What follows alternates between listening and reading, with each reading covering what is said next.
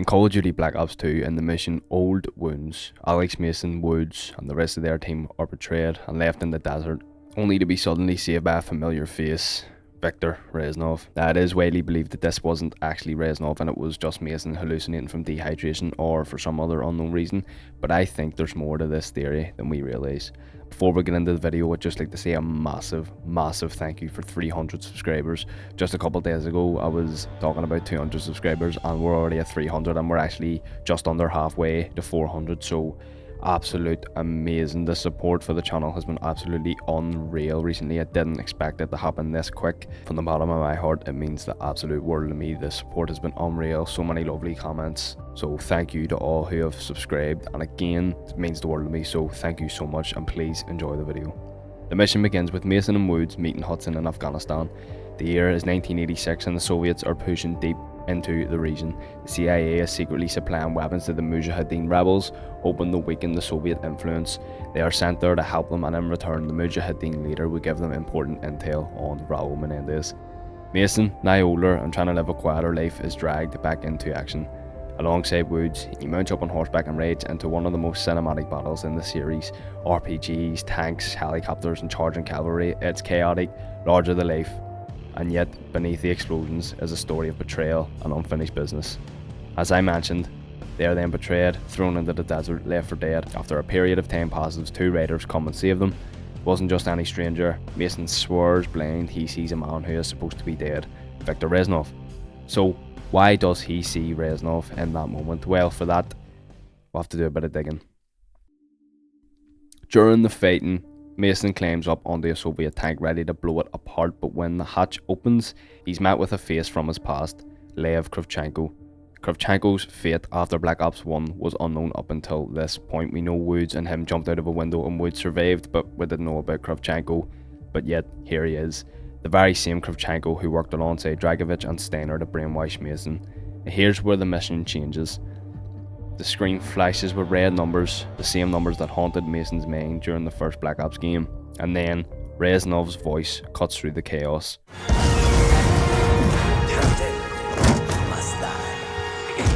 It's not just Mason fighting a Soviet soldier anymore, it's Mason confronting the unfinished programming buried in his mind. Reznov, still alive, still active. After the battle, Mason, Woods, Hudson and Tian Chao hold Kravchenko captive, ready for interrogation alongside the Mujahideen, their supposed allies. The interrogation is brutal. Kravchenko taunts them, mocking them, pushing them to the edge, all while being bound in the chair. And again, the numbers appear. Reznov's voice echoes in Mason's head. That doesn't sound too Soviet of you, brother. The Soviet Union is dying.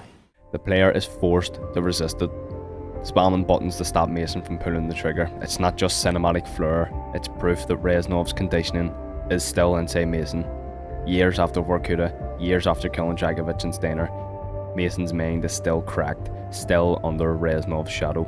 To understand this moment and why Mason sees the numbers and hears Reznov, we need to go back to Black Ops 1. As we know, Mason was captured by Dragovich and subjected to the numbers program, brainwashed into becoming a Soviet sleeper agent.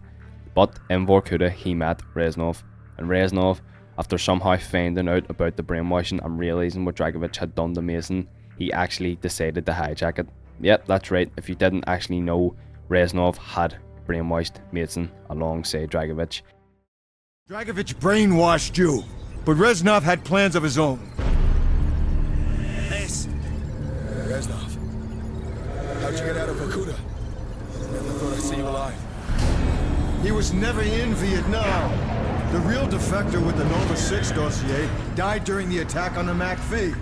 He was never in the rat tunnels. What the fuck's wrong with you?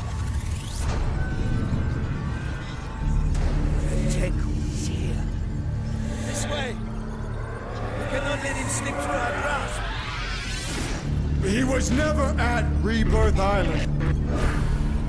My name is Viktor Reznov.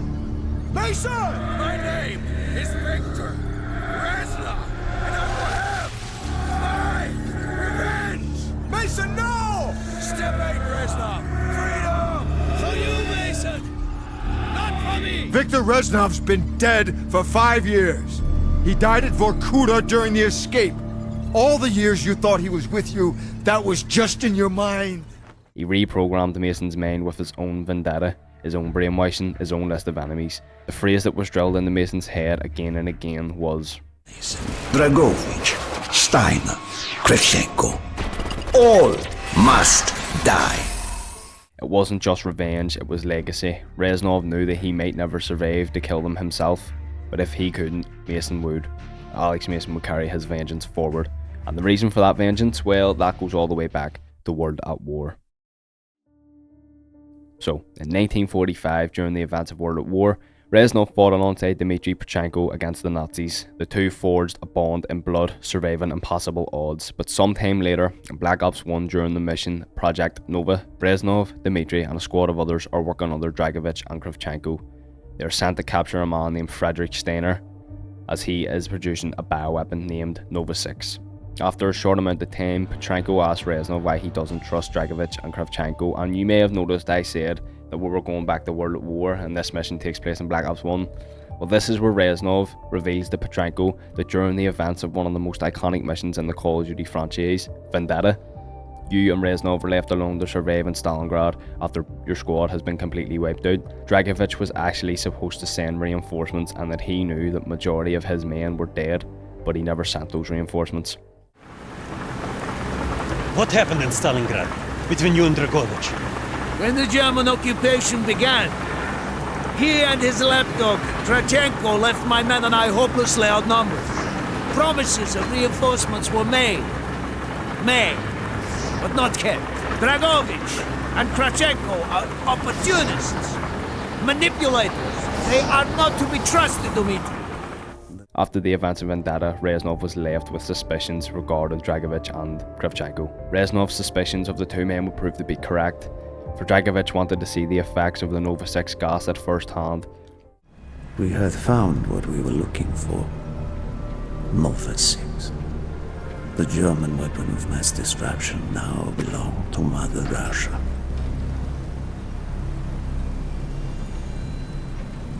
Or so it seemed. Our victory was to be short-lived.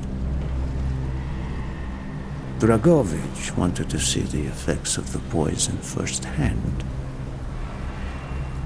It was also an opportunity to remove a thorn in his side. I had long known of their distrust, what kind of men they were. It was a betrayal I should have foreseen. He orders Reznov and two soldiers to be thrown into one gas chamber, and Pachenko and another two soldiers to be thrown into the one next to it. Dragovich uses the Nova 6 gas on Pachenko's chamber, killing everyone inside, and Reznov is forced to watch a man he fought alongside with die brutally. Before Reznov's chamber can be condemned, British commandos break into the ship and fire a rocket into the chamber, opening it for Reznov and his men. He then escapes, but is shortly then captured, brought to Vorkuta, and meets Alex Mason. And when he meets Mason, he saw the perfect weapon. Dragovich had already tampered with Mason's mind. Reznov would finish the job and he would turn Mason into the instrument of his revenge. So this brings us back to Afghanistan. The moment Mason sees Kravchenko, Reznov's programming roars back into life. The numbers, the voice, the compulsion to kill, all of it resurfaces. It proves that Reznov's brainwashing never left Mason since the objective was incomplete. Dragovich and Steiner were dead, but Kravchenko remained alive. As we know, after Mason and his team are left for almost certain death in the desert, two come to rescue them. Mason doesn't see strangers, he sees Reznov, and this is where the theory takes shape. So as we know, as I just said, Reznov gave Mason one final mission: to destroy Dragovich, Steiner and Kravchenko. Now Mason had killed Dragovich and had also killed Steiner, and in old wounds Kravchenko is finally dealt with. So, as you can see from when Woods kills Kravchenko, the numbers disappear. Even if there's people in the CIA. Bullshit! This guy's fucking with us.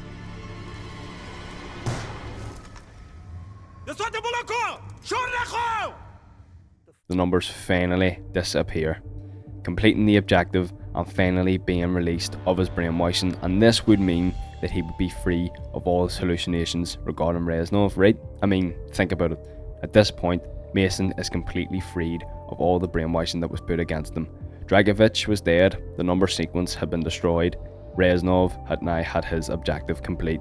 Mason's mind would be put at rest and no longer would be under brainwashing. So isn't it strange that the very moment the list is complete, Reznov reappears?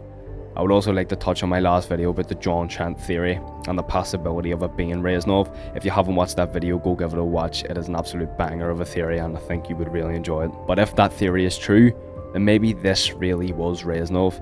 Maybe he followed them to Afghanistan because he knew of the plot from the Soviets. Maybe he waited for the right moment to save them and then left before they recovered to remain anonymous. So what really happened in Old Wounds? Were Mason and his team just rescued by two nameless travellers? Or did Viktor Reznov actually return one last time just to make sure his mission was complete? The truth is, as always with Treyarch, they never give us an answer. Maybe that was intentional. Reznov is meant to live in the shadows, blurring the line between memory and hallucination, vengeance and justice. What we do know is this: Reznov's ghost never left Alex Mason. From Vorkuta to Vietnam to Afghanistan, Reznov was always there. And when Mason looked up in the desert and saw Reznov riding towards him, maybe it wasn't just a hallucination. Maybe it was Reznov's way of saying the mission is complete.